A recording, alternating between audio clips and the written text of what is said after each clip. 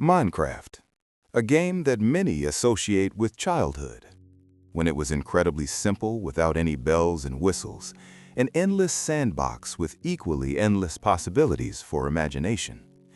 There's a place here for builders, engineers, fighters, and simply aesthetes who just want to relax. A game for people of all ages, where everyone decides for themselves how to play. The game has a plot and achievements that partially reveal the story within the game. But what if we look at it from a different angle?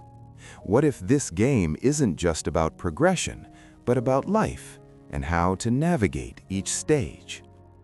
Minecraft is a game about adventure, which begins with the press of a single button. Create a new world.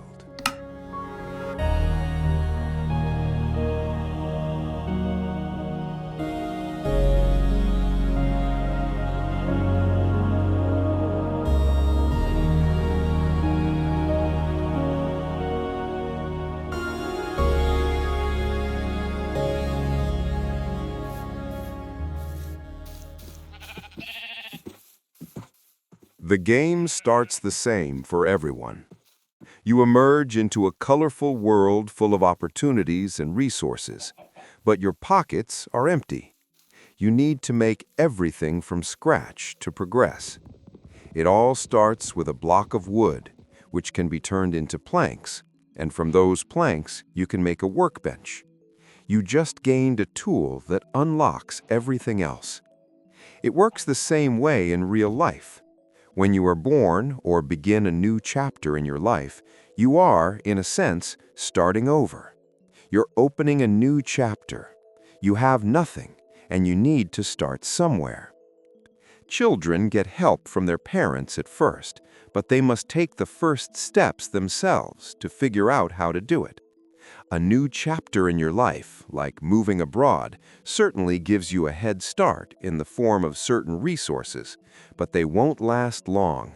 You must act, otherwise, the end is inevitable.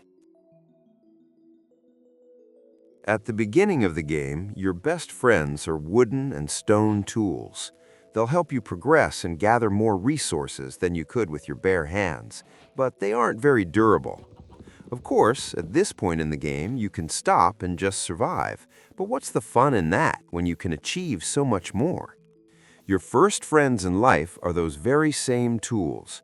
They'll show you the way forward and help you advance in any given area. Use your friends' advice wisely, because some move you forward and some break at the most inopportune moment. That's the beauty of it. During the day, you see everything and more or less understand what to do. This is a calm phase in which everything goes as planned. But when night falls, everything changes, and not for the better. Night in the game is the first test of how well you've prepared. Are you armed? Do you have enough food? And can you find a way out of the critical situation? At night, monsters appear in the form of zombies, skeletons, creepers, and spiders. At this point, they pose a serious threat. You have two options: hide and wait it out, or confront your fears and fight. If you haven't crafted a sword, or at least an axe during the day, it's best to hide, but then you won't know how to properly defend yourself. If you're armed, you're no longer the prey. You become the hunter.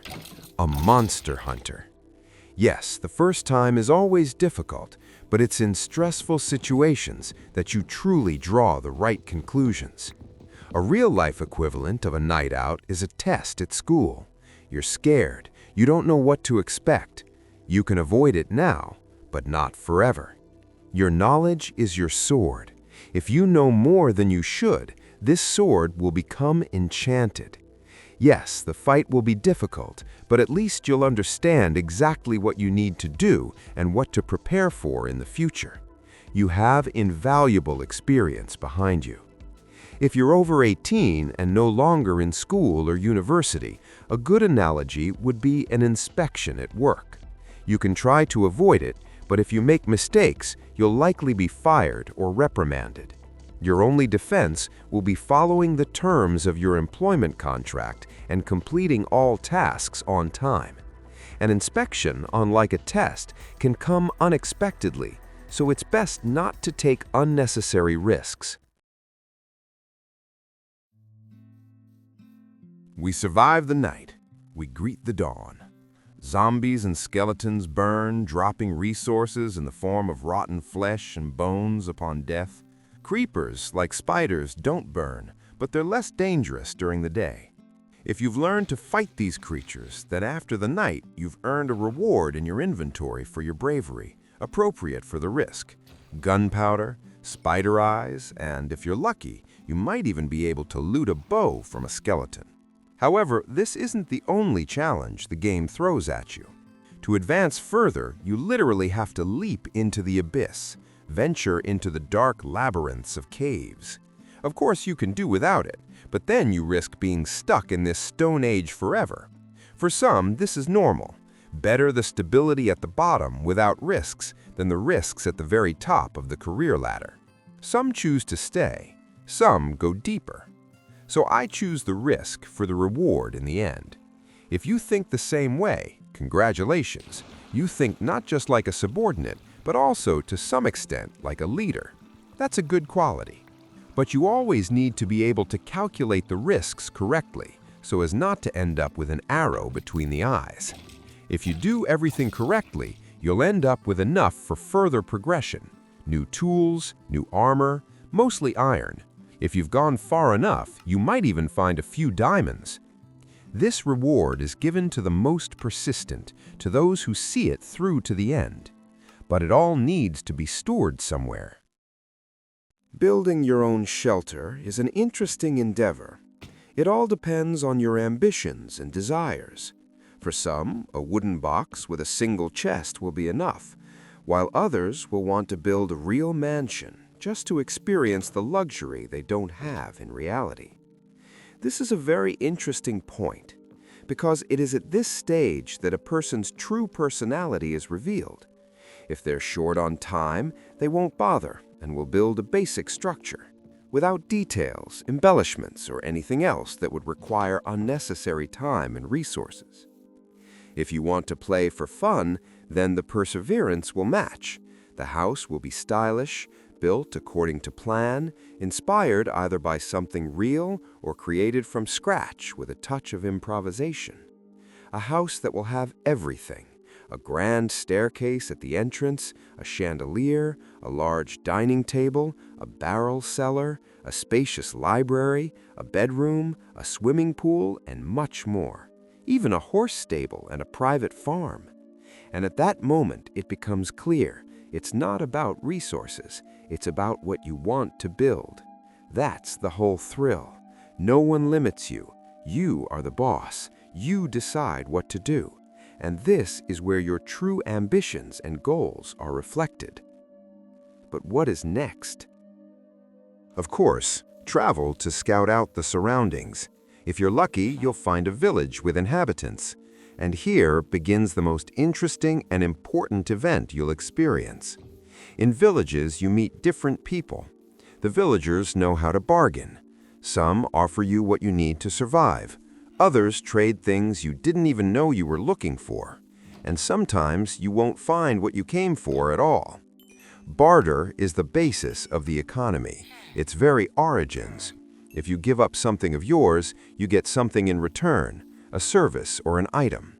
They also have currency, emeralds. Exchange is necessary, sometimes equal, sometimes not so much. Moreover, the more you trade, the better the offers become. They learn. The more you trade, the better the offers will be. There are beggars here who take nothing and offer nothing in return. This works also in real life. Through exchanges, you improve your reputation if the exchange is successful. Each time, both you and your exchange partner learn, a favor for a favor, and each time such an exchange becomes more valuable. Just like a career, it's built in the same way. Over time, you become better and move up in rank, thus increasing your value.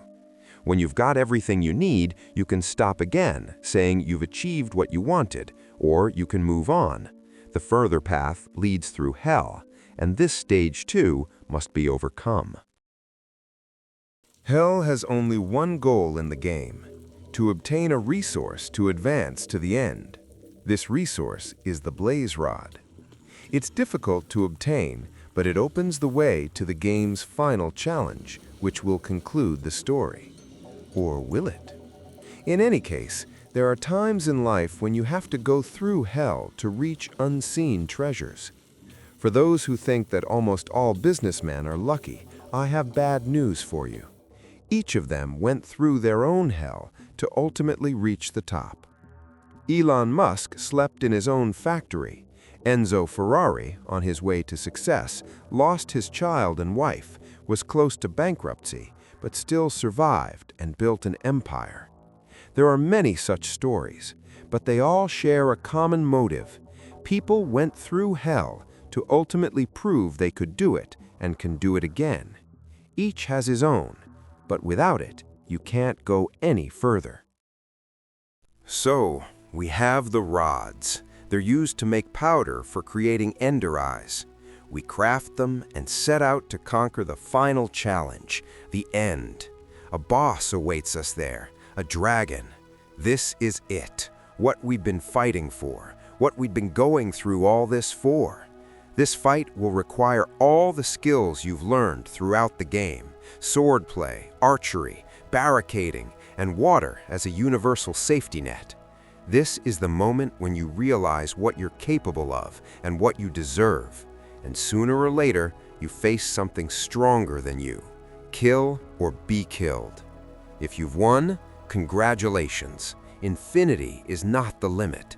Even the game itself tells you this when you head to the end city. It's full of treasures you've earned, including the elytra. From now on, your journey will be serene. You'll look down on everyone. Victory is yours, well-deserved and undisguised. A lifelong adventure, completed in a couple of days or weeks. At the end, when you exit the end dimension through the portal, the game itself tells you that you've become something more. In essence, that's true, but it's a game. Reality, of course, is much more complex, with more nuances and details, and everything takes much longer. But that's the whole point. Our life is the same sandbox, only bigger. There are more opportunities, there are more adventures to be found. There are also many more details and rewards, but you have to get there. And Minecraft doesn't so much give you instructions on how to achieve this, but a general understanding that it's possible. Minecraft doesn't give you instructions, it simply shows that it's possible.